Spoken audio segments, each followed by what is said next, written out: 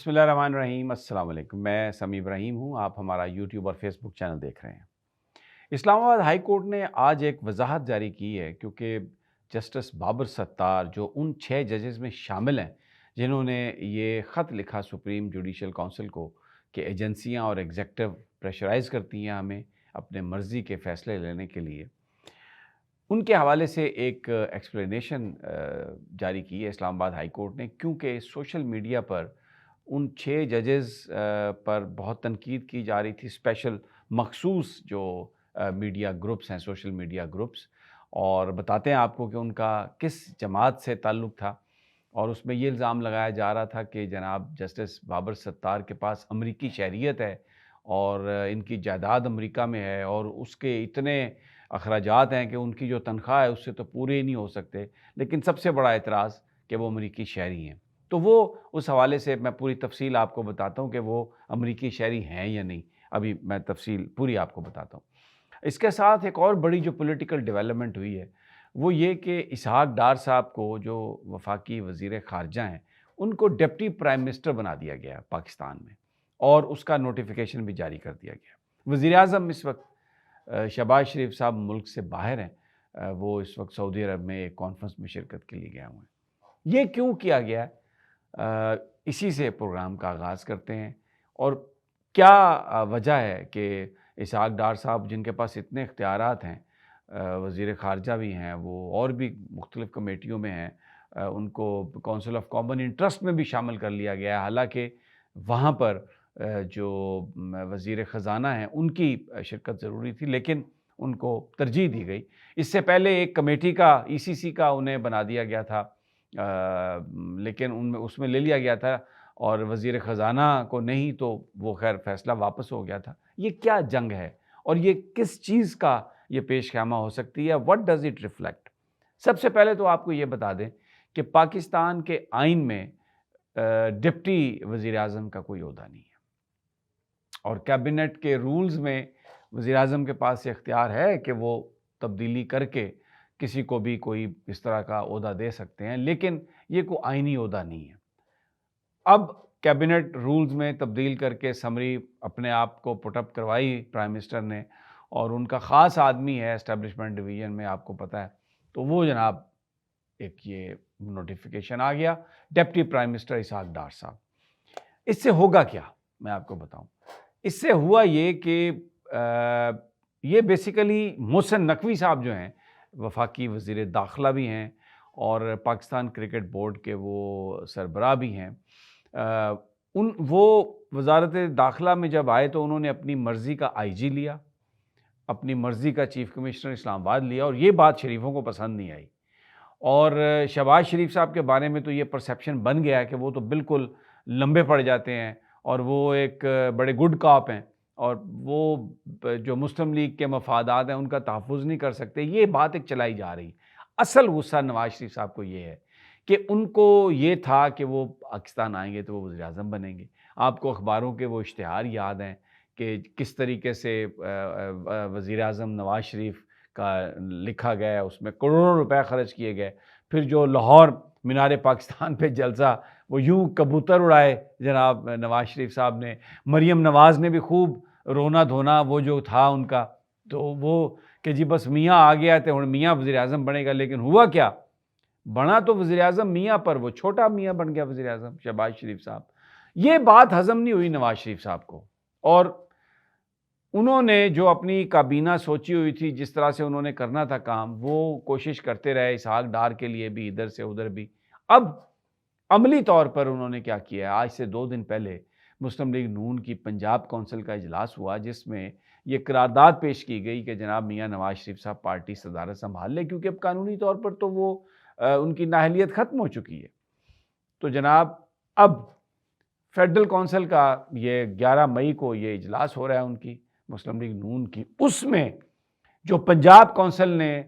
جو منظور کیا ہے وہی قرارداد آگے رکھ کے تو مسلم لیگ نون کی صدارت جو ہے وہ جناب میاں نواز شریف سنبھالیں گے، اور یہ کہا جائے گا کہ حکومت سے یہ عہدے علیحدہ کر دیے گئے ہیں۔ ڈپٹی وزیر اعظم بنا کے تو اسحاق ڈار صاحب کو یہ اختیار دے دیا گیا ہے کہ وہ اب ہر قسم کی وزارت میں مینڈلنگ کریں گے، اگرچہ کوئی اس کا یہ کوئی آئینی عہدہ نہیں ہے اور وہ یہ نہیں کر سکتے، لیکن کیونکہ میاں نواز شریف صاحب جو ہیں وہ یہ سمجھتے ہیں کہ یہ جو کچھ بھی ہو رہا ہے یہ درست نہیں ہے، اور ان کے ساتھ وعدہ تھا وزارت عظمیٰ کا، انہیں وہ وزارت عظمیٰ نہیں دی گئی۔ پہلا جو پھڈا اب ہونے جا رہا ہے اس میں میری اطلاعات یہ ہیں کہ محسن نقوی صاحب سے یہ کہہ دیا گیا ہے کہ آپ ایک عہدہ رکھیں، یا آپ وزیر داخلہ بنیں یا آپ پاکستان کرکٹ بورڈ کے سربراہ بنیں۔ یہ جو بات ہے یہ پہلے بھی ایک دفعہ کی گئی تھی، لیکن انہوں نے کہا تھا کہ میں دونوں عہدے رکھ لوں گا۔ اب اس میں ایک اور چیز جو مسلم لیگ نون جس کو ہائی لائٹ کرے گی، میں آپ کو بتا رہا ہوں، جو ان کے جو سوشل میڈیا گروپس ہیں یہ جو ٹرولنگ کرتے ہیں اور ہر وقت ایک گالی گلوچ برگیڈ ہے ان کا جو شروع رہتا ہے، اس میں بڑے گھٹیا قسم کے لوگ ہیں، بڑی دقیق اور بڑی رقیق قسم کی وہ لینگویج استعمال کرتے ہیں۔ وہ ان کو یہ بتا دیا گیا ہے ایک چیز کہ جناب یہ انہوں نے کہا تھا کہ ہم ریکوریاں کریں گے، تو جب پی ڈی ایم تھی گورنمنٹ اور پھر اس کے تو تب 596 ارب روپے کا جو تھا وہ واپڈا کا نادہندگی تھی، تو اس میں آپ دیکھیں 18 مہینے 16 مہینے پی ڈی ایم کی گورنمنٹ رہی، پھر یہ کیئر ٹیکر بھی آئے مرکز میں، اور پھر اس کے بعد اب جو حکومت بنے بھی 2-3 مہینے ہو گئے ہیں، تو یہ 596 ارب میں سے صرف کو 80-82 ارب روپیہ یہ ریکور کر سکے ہیں، باقی جو ہے وہ ریکور نہیں ہو سکا، جو چوری کا پیسہ یہ کہتے تھے ہم کریں گے۔ اور دوسرا فیصل واوڈا صاحب بھی آ گئے، پھر اس کے بعد انوار الحق کاکڑ بھی آ گئے، محسن نقوی بھی آ گئے، تو یہ جو نواز شریف صاحب ان کے ساتھ جو وعدہ تھا، کیونکہ دیکھیں جب جو گڑھا کسی دوسرے کے لیے آپ کھودیں خود اس میں گرتے ہیں، انہوں نے سازش کی، پہلے کہتے رہے ووٹ کا، پھر سازش کی جنرل باجوہ کے ساتھ مل کے عمران خان کو ہٹا دیا، اس کے بعد اب جو کچھ ان کے ساتھ ہو رہا ہے یہ مکافات عمل ہے۔ میاں صاحب مائنس ہو گئے، اب میاں صاحب ری گین کرنے کی کوشش کر رہے ہیں، اور اسحاق ڈار پھڈا ڈالنے کے لیے ان کو ڈپٹی پرائم منسٹر بنایا گیا ہے، کیونکہ اب وہ ہر وزارت میں مداخلت کر سکتے ہیں کیونکہ وہ ڈپٹی پرائم منسٹر ہیں، بھلے اس کا قانونی آئینی کوئی چیز ہے یا نہیں ہے۔ اور سب سے پہلا ٹارگٹ ان کا ہوگا محسن نقوی کو کلپ کرنا، محسن نقوی کی طاقت کو کم کرنا، کیونکہ وہ سینیٹر ہیں تو وہ ڈپٹی وزیر اعظم بن سکتے ہیں علامتی طور پر، جو کہ کابینہ کے رولز میں تبدیلی کر کے ہو سکتا ہے۔ اس سے پہلے بھی پیپلز پارٹی نے جب چودھری پرویز الہی صاحب کو اکاموڈیٹ کرنا تھا پولیٹیکلی، تو ایک اپیزمنٹ ہوتی ہے، تو انہوں نے ان کو ایک ڈپٹی وزارت عظمیٰ کا عہدہ دیا تھا، حالانکہ یہ بات تب بھی سیٹل ہو چکی ہے کہ کوئی اس میں آئینی طور پر یہ کوئی عہدہ نہیں ہے۔ تو یہ پھڈے کا یہ آغاز ہے اور شدید قسم کا یہ پھڈا ہے، اور اب دیکھتے ہیں یہ، اور یہ کوئی اصولوں کی جنگ نہیں ہے، یہ ان کے مفادات کی جنگ ہے۔